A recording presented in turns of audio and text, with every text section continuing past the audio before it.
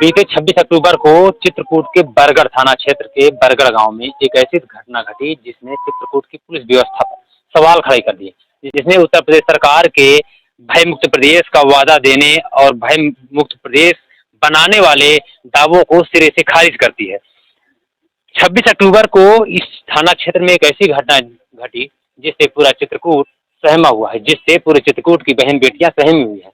एक बेटी के साथ कई दुर्दांत व्यक्तियों ने मिलकर एक ऐसी घटना को अंजाम दिया जो आज भी निर्भया कांड की याद ताजा कर देती है। दीपावली पर्व में जब पूरा चित्रकूट दीपोत्सव कर रहा था, अपने घर में दीपक जलाकर अंधेरे को भगा रहा था, वहीं एक ऐसी घटना घटी कि जिसके बाद उस घर में अंधेरा छा गया। नमस्कार, मेरा नाम है प्रकाश और आप देख रहे हैं बुंदेल भास्कर। उस घटना के बाद चित्रकूट के लोगों में आज भी लगातार आक्रोश जारी है, लेकिन छोटा शहर होने के नाते यहाँ के लोग आज भी अपने धैर्य को नहीं खोए। बड़ा शहर होता तो लोग मोमबत्तियां निकाल करके सड़कों पे आ जाते। हालांकि धरपकड़ के और मामले के खुलासे करने के प्रयास लगातार जारी हैं। ये वही गांव है जो आज दिवाली के बाद से भी दिवाली के पहले से भी जहां घर में जरूर उजाला होता है, लेकिन लोगों के मन में और दिल में आज भी अंधेरा भरा हुआ है। यहाँ इस क्षेत्र की लड़कियों के मन में आज भी भय व्याप्त है। अंधेरा रूपी जो भय व्याप्त है उससे लड़कियां आज भी बाहर जाने से कतरा रही हैं।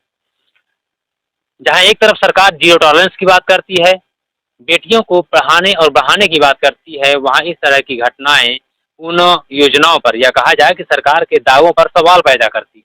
आखिर बेटियां इस तरह की घटनाओं के बाद कैसे बाहर निकलेंगी, कैसे आगे बढ़ेंगी और कैसे बाहर जाएंगी।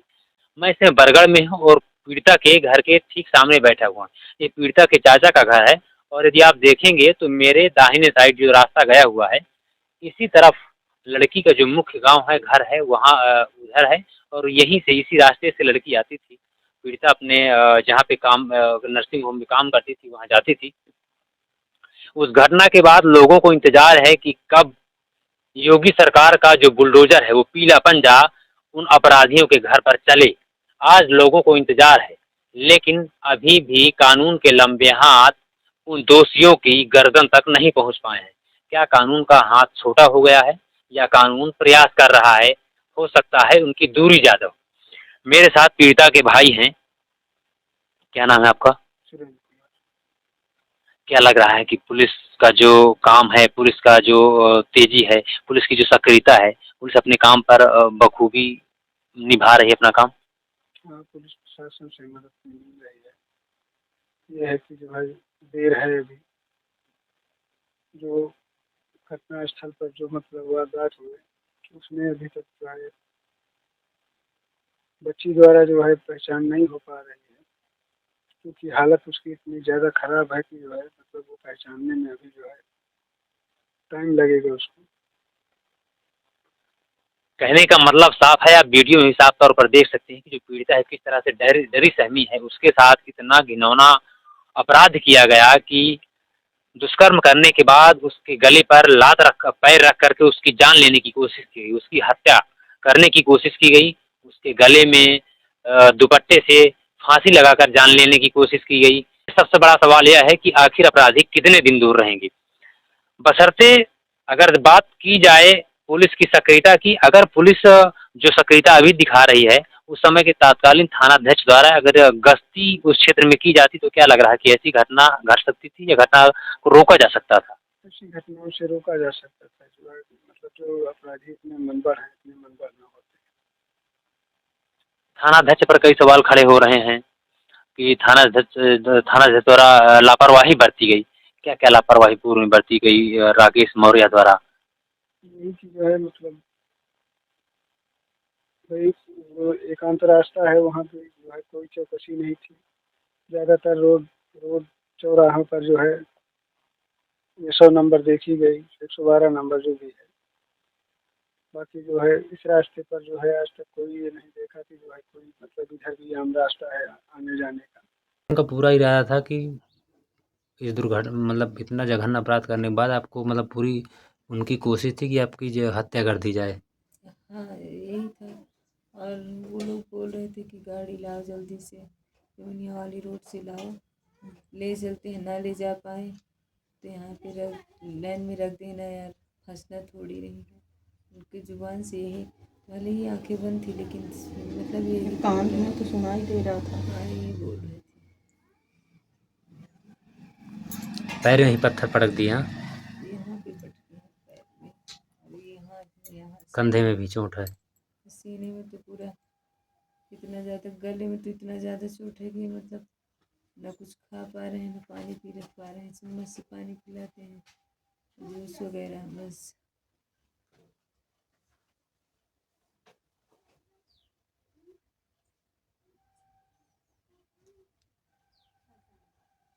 बीच मालगाड़ी के एकदम बीच रास्ते में आ गई थी तो सोची कि मतलब कपड़े वगैरह नहीं है तन में, तो शायद इन्हें ये लग रहा हो कि शायद कोई पागल ना हो, तो मैं साइड हो गई इसलिए क्योंकि अगर आती तो वहाँ पे मतलब भले ही वो न रोकते, टक्कर मार देते, ठोकर मार देते, मर जाती, ये होता कि हाँ शायद ये अपने से खुदकुशी कर ली है, सुसाइड कर ली, यही होता।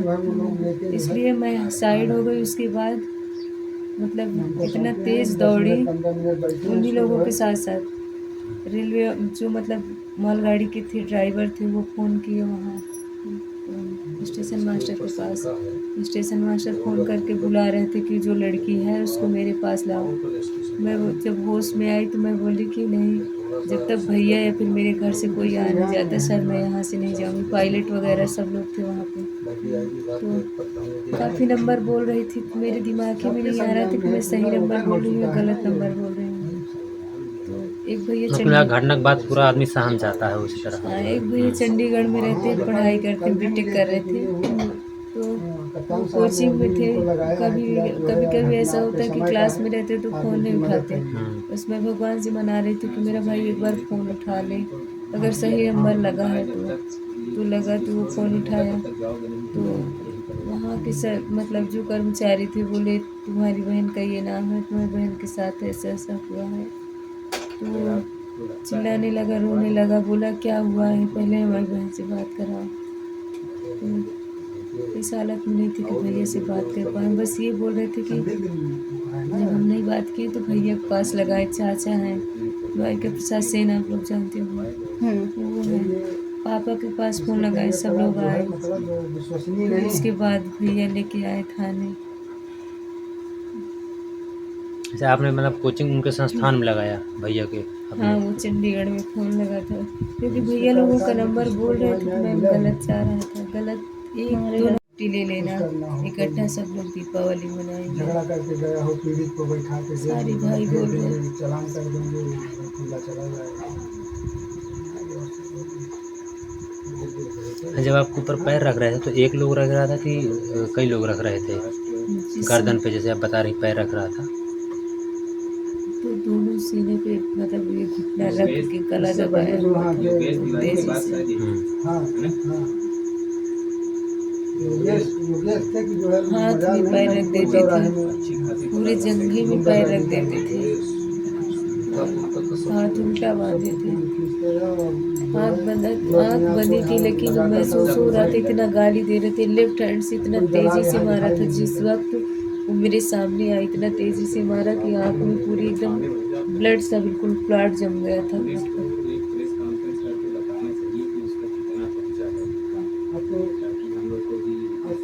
क्या मांग करते हैं आप कि किस तरह की जो अपराधी हैं उनको किस तरह की सजा मिले? जो उनको कानूनी प्रक्रिया है भाई उस तरह से सजा मिले, जो हमारे यहाँ का संविधान है वैसी सजा मिले, ताकि जो है भविष्य में जो है यहाँ की जो है मतलब दूसरे व्यक्ति के साथ कोई ऐसी पुनरावृत्ति न हो। आपने सुना कि पीड़िता के भाई क्या कहना है कि जो भी हमें चाहिए कानून के दायरे में चाहिए, हमको कानून से हट कर नहीं चाहिए, जो भी हमें मिले कानून। यानी कि आपने सुना कि किस तरह से पीड़िता के भाई ने कहा कि हमको संविधान के दायरे में रहकर ही ऐसे लोगों को दंड देना है, लेकिन जो दुष्ट लोग हैं, जो अपराधी प्रवृत्ति के लोग हैं, संविधान के दायरे से हट करके ऐसी घटनाओं को जब अंजाम देते हैं तो क्यों ना उनको संविधान के दायरे से हट के दंड दिया जाना चाहिए। मामले पर तमाम सामाजिक संगठनों सहित तमाम राजनीतिक दलों के लोग भी पीड़िता के घर पहुंचे, जहां कांग्रेस के जिलाध्यक्ष कुशल पटेल, कांग्रेस नेत्री रंजना बनाती पांडे तथा अखिल भारतीय ब्राह्मण एकता परिषद के सदस्य सहित सेन समाज के तमाम लोग वहां पर पहुंचकर पीड़िता को ढांढस बंधाया तथा उसकी हर संभव मदद का आश्वासन दिया। पीड़िता के घर आज रंजना बराती, कांग्रेस पार्टी की पूर्व प्रत्याशी रही रंजना बराती पांडे पीड़िता से मिलने आई हैं। रंजना जी, क्या बात है, आप यहाँ मिलने आई हैं, क्या कहना चाहेंगी? आज जो ये बरगढ़ में घटना हुई है, उस पीड़ित बेटी से मैं अभी मिली हूँ। उसके अंदर इतनी पीड़ा, इतना दर्द है कि कुछ कह नहीं सकते हैं। डरी सहमी हुई है लड़के भी आज तक भी? बिल्कुल बिल्कुल, बहुत डरी हुई है, बहुत रो रही थी।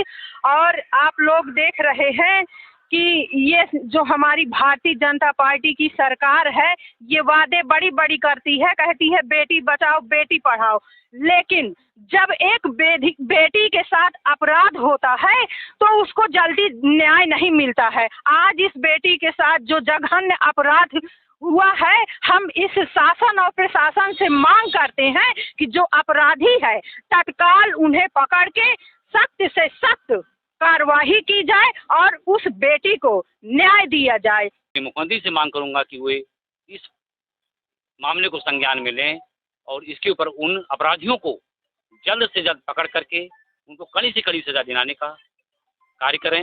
ये मेरा उनसे अनुरोध है और मांग भी है, क्योंकि समाज आज यहाँ एकत्रित हुआ है, उस बेटी के साथ खड़ा है। समाज ये चाहता है कि अगर ये कार्रवाई नहीं हुई तो समाज कुछ ना कुछ कदम आगे बढ़ाएगा और समाज कदम उठाने के लिए मजबूर हो जाएगा।